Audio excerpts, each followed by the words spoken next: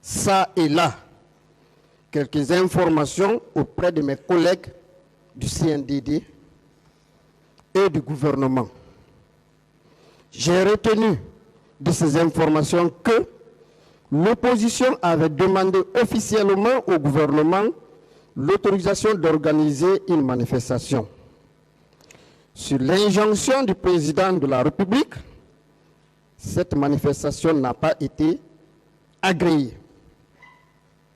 Par la suite, le président de la République aurait ordonné aux éléments de la garde présidentielle d'aller empêcher les opposants de tenir un quelconque discours au stade du 28 septembre.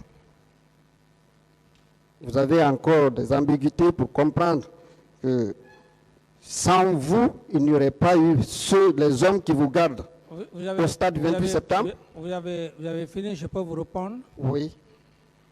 Maître, vous savez, je pense que il ne faudrait pas que j'ai la prétention ou des attitudes de nature que le tribunal me dise que ce n'est pas votre droit de faire ceci, cela, mais le droit pénal, je pense qu'il faut encore bien revoir le cours de droit pénal en ce qui concerne... Monsieur Camara, répondez à la question. Monsieur le Président, c'est simple ce qu'il a posé comme question. Le contenu est très clair. Hein? Ou vous dites que vous ne répondez pas. Je ne réponds pas à la question. Voilà. Bien. Alors, monsieur mon capitaine, moi, même si vous faites des manquements à mon égard, j'ai un objectif. Hein? Mon objectif, c'est effectivement prouver que vous êtes complice dans ce qui s'est passé. C'est ça mon objectif. Et c'est réel. Êtes-vous prêt à confronter le général Mathurin Bangoura? Puisqu'il est vivant, il est là. Êtes-vous prêt? Vous avez fini? Oui. D'abord, ce n'est pas à vous de décider. Je vous pose la question, simplement. Si Est-ce que vous êtes prêt à être confronté au général Mathurin Bangoura? Mais Monsieur le Président, je pense qu'il n'a pas...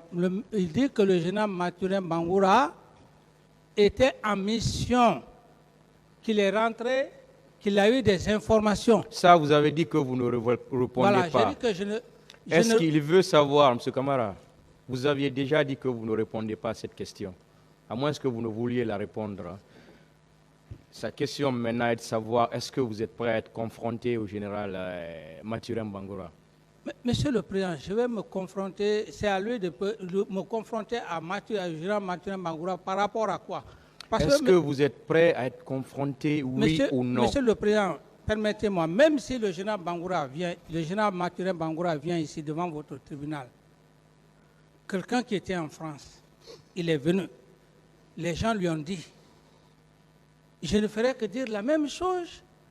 Est-ce que vous êtes prêt à cette confrontation? Si effectivement il sollicite par rapport à ça, que les gens lui ont dit, et si effectivement c'est le droit pénal, vous serez à mesure, Monsieur le Président, de nous départager. Vous êtes prêt, oui ou non? Oui. D'autres questions, maître? Bien. Mon capitaine, la position du général Mathurin le jour du 28 septembre, pour moi, ne compte pas. Puisque vous êtes chrétien, excusez-moi, juste une parenthèse, que l'un des meilleurs évangiles... Non, laissez l'affaire de... Laissez-moi aller au bout de mes idées. L'un des meilleurs évangiles, c'est l'évangile de Saint-Luc, qui n'a jamais été apôtre du Christ. Il a recoupé les informations qui sont des informations concordantes. Et aujourd'hui, c'est ce que l'on utilise comme vrai. Donc, si vous êtes, Dieu merci, si vous êtes déjà d'accord pour être confronté à général Mathurin Bangoura, alors j'en passe pour d'autres questions. Maître. Allez-y avec d'autres questions, maître. Bien.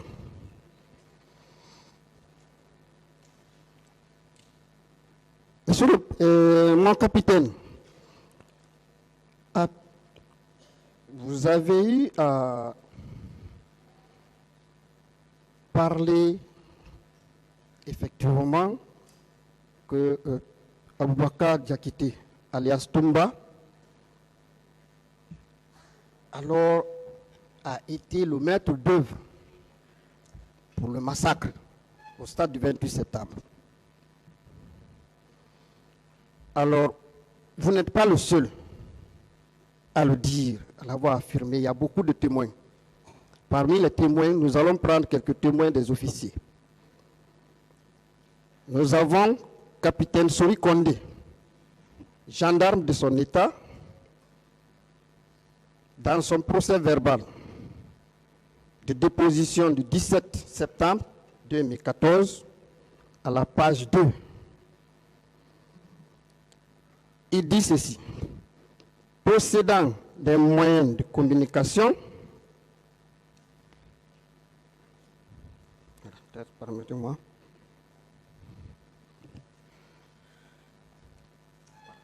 possédant des moyens de communication radio, contre toute attente, nous avons appris l'arrivée des bérets rouges au stade du 28 septembre.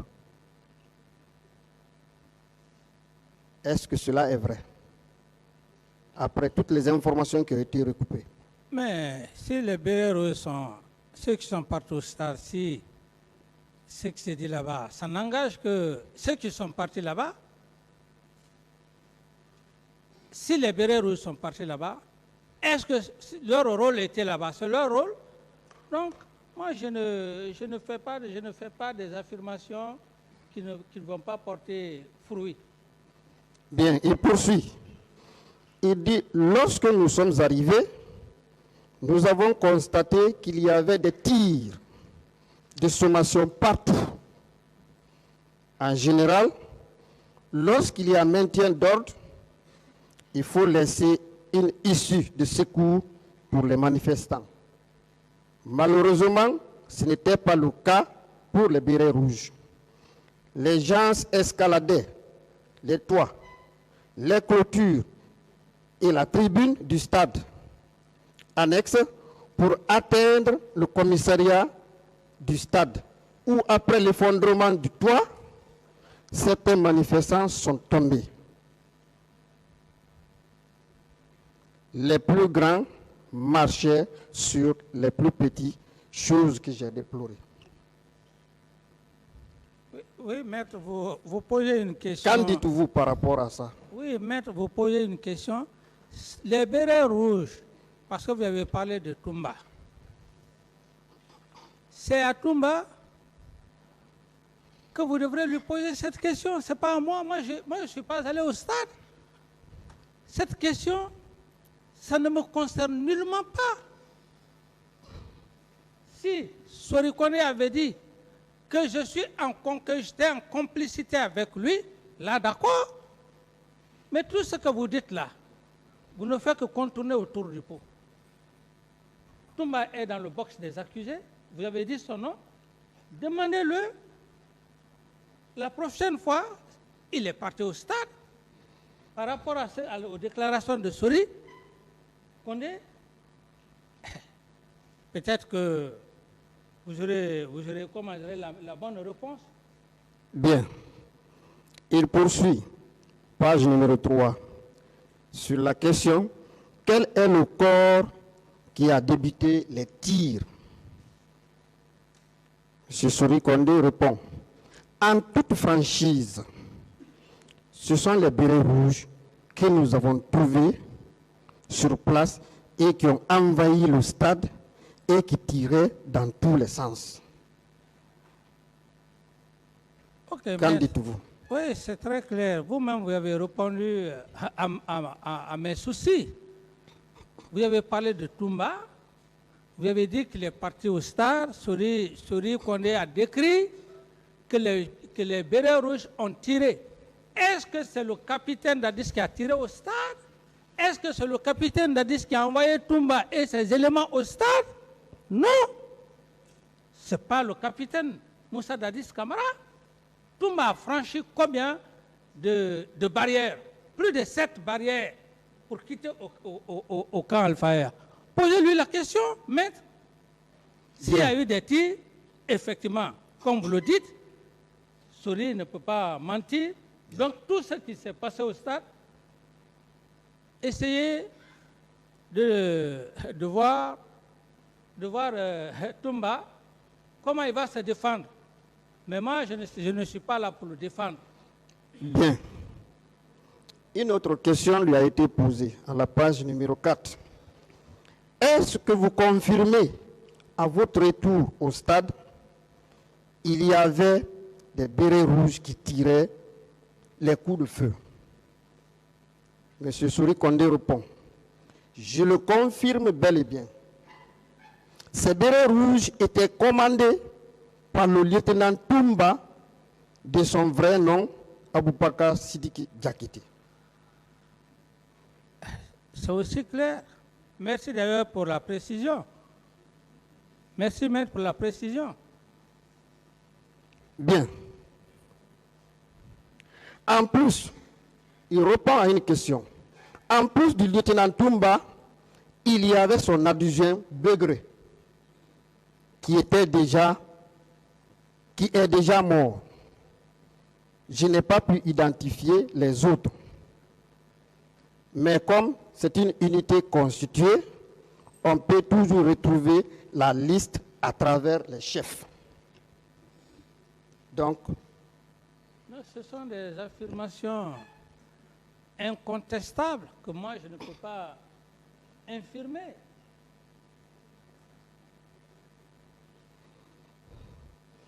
on lui pose une question. Toujours, nous sommes à la page numéro 4. Pourquoi vous n'êtes pas entré dans l'enceinte du stade? M. Sori Kondé répond, avec la débandade, les manifestants qui étaient pourchassés par les bérets rouges, je ne pouvais plus entrer. Je suis resté à l'esplanade où j'ai vu mon chef de mission en compagnie des leaders politiques blessés. Oui, maître, c'est aussi clair que ça. C'est aussi clair que ça et ce sont ça éclaire même la cour. Ça éclaire la cour. Le président et le procureur général se substituent et les accessoires. Il poursuit. Il dit, je suis resté. Voilà. Voilà. Je précise qu'il y avait des antécédents entre ces bérets rouges et nous à cause de nos interventions. Cela rejoint l'une de mes questions de rivalité autour de vous que vous avez eu à entretenir jusqu'à ce qui est arrivé est arrivé. Qu'en dites-vous? Oui, maître, voilà, si vous m'accusez gratuitement comme ça, je ne peux que garder la sagesse de vous répondre. Et cette rivalité, pour un homme normal, vous ne pouvez pas entretenir une rivalité entre les hommes qui ont les armes. Et si j'entretenais cette rivalité, le jour où les hommes du colonel Teguro et les hommes de Toumba ont voulu s'accrocher au camp Al-Faya, ce jour, je me suis sacrifié, je suis sorti même en culotte. Alors, si c'était dans le souci de les entretenir, est-ce que je serais sorti pour aller calmer la situation? Donc, ce que vous dites, maître, c'est aussi, vous avez tout à fait raison, parce que votre raison ici, vous accusez, il y a des termes aussi que je peux accepter. Quand vous dites que comme j'entretiens, c'est votre devoir. Donc, je ne vais pas me fâcher pour ça, il faut que je garde ma sagesse. C'est votre métier aussi. Voilà, ce que vous dites, c'est réel, maître. Bien, c'est réel parce que vous-même, vous l'avez confirmé que vous aviez gérer le pouvoir avec l'inexpérience. Ça ne vient pas de moi, ça vient de vous-même. Bien. D'autres questions, s'il vous plaît. C'est une question que je pose, Monsieur le Président. Voilà, quand je dis c'est réel, c'est par rapport aux déclarations de Souri Kondé. Souri Kondé n'a pas parlé du capitaine d'Addis là-bas. Je réponds par rapport à ça, maître. Donc, D'accord. ce sont les affirmations de Souri Kondé que j'affirme devant le tribunal, devant Monsieur le Président du tribunal, que c'est réel. Mais ce n'est pas votre hypothèse que j'affirme que c'est réel. Il faut qu'on soit clair dessus. Bien.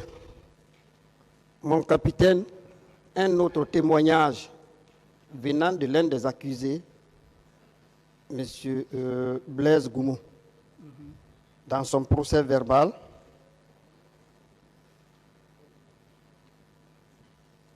à la page 3, il dit ceci: à l'arrivée de ces bérets rouges, je n'ai pu dévisager que le lieutenant Toumba.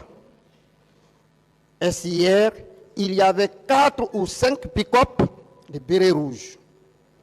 Il poursuit, ainsi, hier, dès qu'ils sont descendus, ils ont encerclé Toumba avant de se mettre à tirer tout en se dirigeant vers l'enceinte du stade.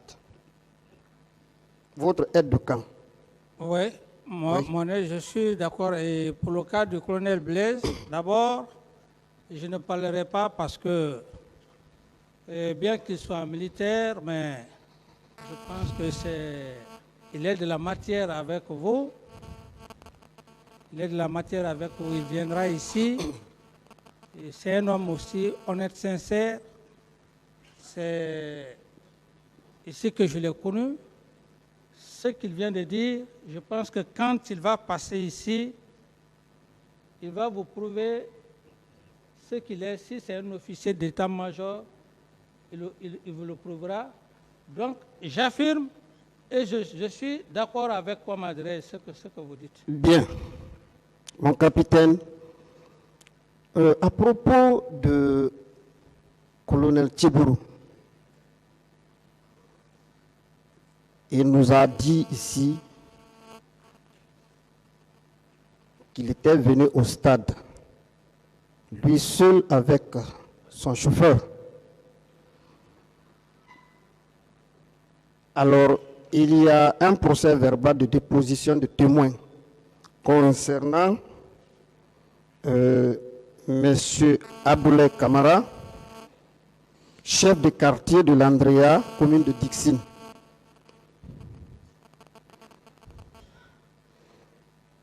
Lui, il affirme dans son procès verbal ceci.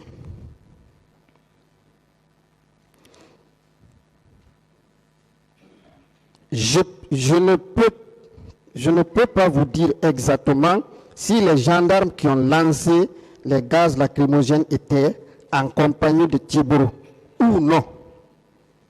Ce qui reste vrai, c'était des gendarmes. Il poursuit. Je précise que moi, je ne suis pas du tout rentré au stade pendant les événements du 28 septembre. C'est le chef de quartier qui le dit. À part Tchibourou, je n'ai pas vu un autre chef militaire à l'alentour du stade. C'est après les événements que je fus informé que Toumba aussi était au stade. Il poursuit. Je ne peux pas vous dire le nombre d'agents qui étaient avec Tchibourou. Je reprends. Je ne peux pas vous dire le nombre d'agents qui étaient avec Tchibourou. Mais c'est lui qui coordonnait les mouvements des hommes qui étaient sur le terrain. Qu'en dites-vous de cette participation active à la commission des crimes au stade par rapport à colonel Tchibourou? D'accord. Ici, puisque vous me faites trop balancer dans le PV des autres, je suis obligé de parler d'abord. Lorsque j'ai bien suivi votre question, il dit « je ne peux pas ». en matière pénale, l'incertitude met tout à l'eau. L'incertitude met tout à l'eau, conduit généralement à des erreurs judiciaires.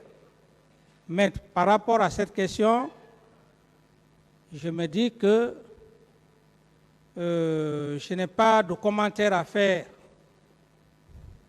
Bien. Voici ce qu'il précise de l'autre côté, puisque vous parlez de la précision. Il dit, est-ce hier? Oui, effectivement, à ma présence, Kilgore avait donné l'ordre de lancer des gaz lacrymogènes. Et c'est ce qui fut fait. Entre-temps, les pistolets qui devaient lancer le gaz sont tombés en panne et il a ordonné à ses hommes de quitter les lieux.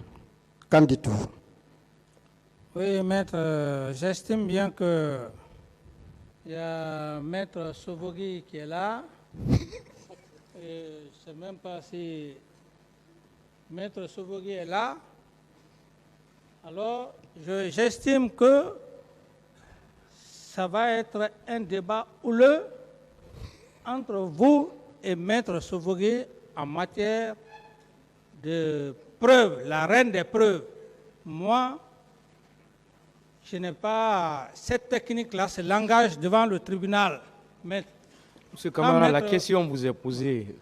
C'est à vous qu'on a posé la cette question, je ne serai en mesure de faire des commentaires ou d'affirmer ou d'infirmer. D'autres questions? Parce que je n'étais pas au stade. Bien. Je n'étais pas au stade. Parmi tous les membres du CNDD, qui avait l'obligation de maîtriser le contrôle et la discipline dans les rangs au sein du régiment de la garde présidentielle? Maître, je n'ai pas de réponse à cette question. Très bien. Je reviens sur vos propres déclarations dans votre procès verbal d'interrogatoire du 13 juillet 2015. Et je vais terminer sur les déclarations de M. Paul Mansa Guilavogui. Mon capitaine,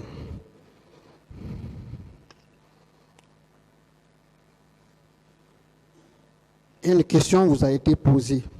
Nous sommes à la page 8. À votre avis, pourquoi les événements ont-ils dégénéré au stade du 28 septembre?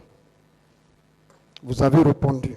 Pour moi, cette question est embarrassante. Étant croyant, je ne peux que m'en remettre à Dieu. De toutes les façons, je sais que c'est une situation qui a été savamment orchestrée. Nicolas Machiavel, en son époque, notait que tous les moyens sont bons pour atteindre ses objectifs, surtout le pouvoir. Oui, maître, je reconnais. Quelle est la question? Ma question, c'est qu'est-ce qu'il en dit de Nicolas Machiavel, Oui. de tout ce qui s'est passé pour atteindre le pouvoir que vous avez obtenu, et Oui. chercher même à le maintenir. Oui, maître, je réponds point par point. Oui. Un, quand je dis, d'abord la question est de savoir, quand on m'a posé la question, pourquoi la situation s'est dégénérée au stade du 28 septembre. J'ai dit, je m'en remets à Dieu. Un. Deuxièmement, j'ai parlé de Nicolas Machiavel par rapport à ce qui s'est passé au stade du 28 septembre. Tous les moyens sont bons, comme je venais de le dire tantôt. Et j'estime que le président du tribunal et monsieur le procureur et substitut, j'ai parlé des des prémices de ce qui s'est perpétré au soir du 28 septembre. Donc, par rapport à cette question, je vous prie de bien vouloir comprendre le sens dans lequel je suis allé. Bien. Mon capitaine, dans vos déclarations, vous avez continué à dire « Dans ma carrière, je n'ai jamais tué une personne. Plutôt, j'ai sauvé des vies humaines, même le régime du général Lansana Conté. Je ne suis pas ambitieux, même si le pouvoir change l'homme. » En quoi le pouvoir vous a changé pour aboutir aux événements du 28 septembre? En quoi? Le pouvoir vous a changé. Vous n'étiez pas ambitieux du tout au départ, c'est vrai. Mais même si le pouvoir change l'homme, et finalement le pouvoir vous a changé et nous sommes arrivés aux événements du 28 septembre. Parce que vous avez dit que vous allez poser votre candidature au même titre que les autres Guinéens, en notant la tenue. Bon, maître, j'estime que j'ai beaucoup d'humilité de ce que vous portez. J'estime que c'est un peu de la provocation. Je n'ai plus de réponse à cette question, pour le respect que j'ai pour la robe que vous portez. Je n'ai aucune intention, je ne vous provoque pas. Ce sont vos propos. Non, oui. Vous avez rejeté des propos des autres. Oui, Maintenant, nous sommes avec vos propres propos. Arrêtez de faire des signes, maître, s'il vous plaît. Arrêtez de faire ces signes-là. Laissez l'accusé parler. Bien. Donc, qu'en dites-vous par rapport au changement que le pouvoir a eu à opérer auprès de vous? Non, bon, le pouvoir, c'est quelque chose, c'est Dieu qui fait sa grâce, hein. Ce n'est pas la force d'un homme, d'un individu. Ce n'est pas parce qu'on est beau, on est fort, on est intelligent. Non, loin de là. Et quand, à un certain moment donné, tu es là, tu acquiers de l'expérience, tu acquiers beaucoup de choses. C'est en cela où le pouvoir m'a changé, parce que dans ce même pouvoir, l'attentat perpétré, l'assassinat perpétré contre moi, lequel je suis aujourd'hui devant l'auguste tribunal et le peuple de Guinée, ça m'a donné plus à croire encore davantage à Dieu et à la sagesse. C'est ça le changement qualificatif que je peux me porter. Et ça m'a rendu plus intelligent. Je ne sais pas si j'ai répondu à votre question.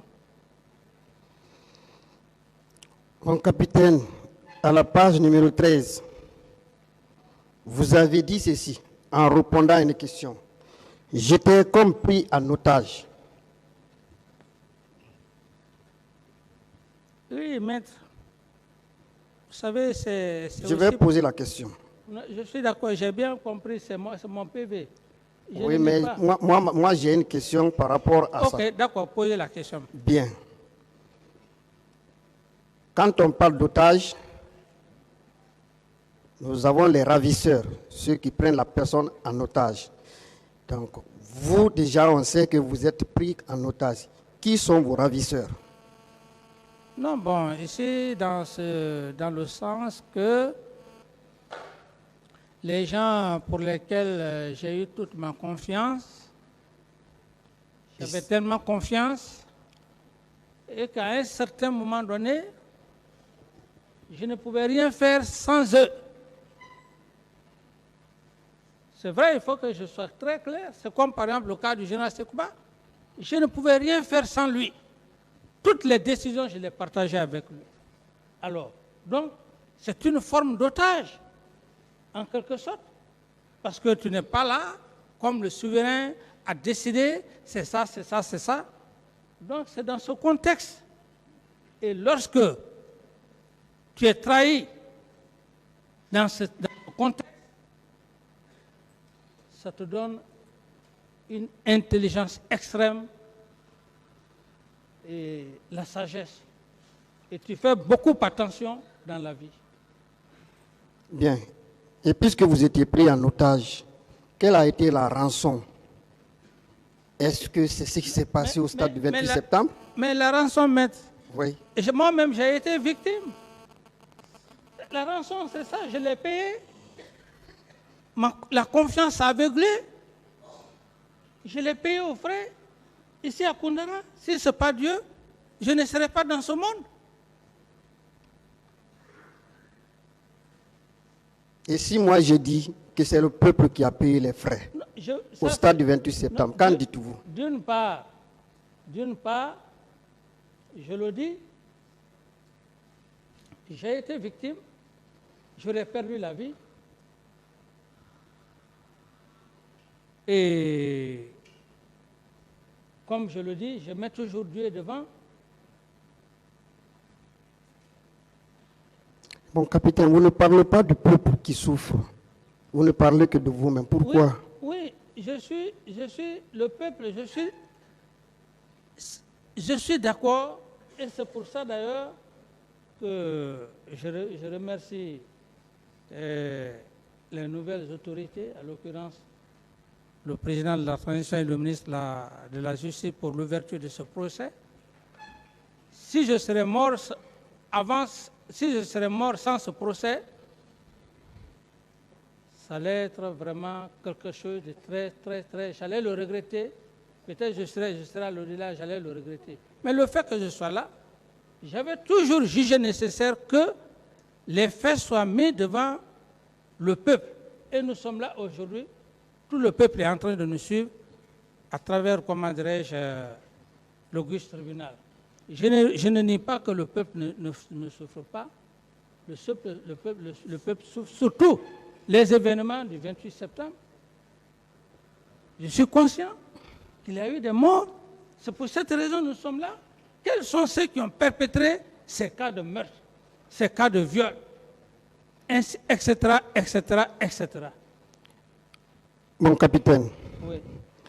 où vous étiez détenu au secret, puisque vous étiez pris en otage? Vous étiez détenu au secret où? Par les ravisseurs. Au secret, c'est-à-dire? Oui, quand les ravisseurs prennent un otage, ils le gardent à un lieu secret où personne ne peut le savoir. Vous étiez vraiment l'otage, vous étiez détenu où? Au secret. Au point que vous ne pouviez plus parler, vous ne pouviez même plus dire un mot. Où? Par rapport à quoi, maître? À votre prise tout à l'heure, vous étiez pris en otage. Oui, mais si je le dis, maître, si je le dis que c'est bon, ça, si vous revenez sur ça, je vous ai répondu, si vous voulez, prenez votre idée et moi j'ai donné ma réponse, maître. Parce qu'on ne peut pas être d'accord sur les mêmes idées. Parce que vous voulez m'obliger à venir sur votre position, mais là aussi je refuse. Donc, chacun garde sa position. Le tribunal est là pour vraiment faire la part des choses. Capitaine Dadis, pendant l'exercice de votre pouvoir, à la télévision, tout était déjà détourné. On considérait votre émission Dadis Show, c'est ce que les communs de mortels disaient. Et tout le monde venait. Vous aviez tellement la latitude de dire et de faire tout ce que vous vouliez. Nous, on n'a jamais vu quelqu'un qui vous a agressé parce que vous avez pris un décret, vous avez démis tel de ses fonctions, ou vous avez fait des propositions, les uns ont refusé, ou les autres vous ont protesté. Alors pourquoi vous parlez de prise d'otage? Ah, mais, maître, comprenez, moi je pense que quand on parle de prise d'otage, cela ne signifie pas que toi-même tu ne peux pas manifester ta volonté devant le peuple. Personne ne pouvait m'empêcher de ne pas exprimer ma volonté face à la population. C'est différent que dans un commandement lorsque vous partagez le pouvoir. C'est dans ce contexte, maître. Bien. Nous sommes à la page 14 de votre PV. Vous répondez quelque part, personne ne m'a recommandé la nomination de Toumba. Sur quels critères donc vous êtes fondé pour le nommer aide de camp, alors qu'un aide de camp est un subordonné à un ministre, notamment le ministre de la Sécurité présidentielle?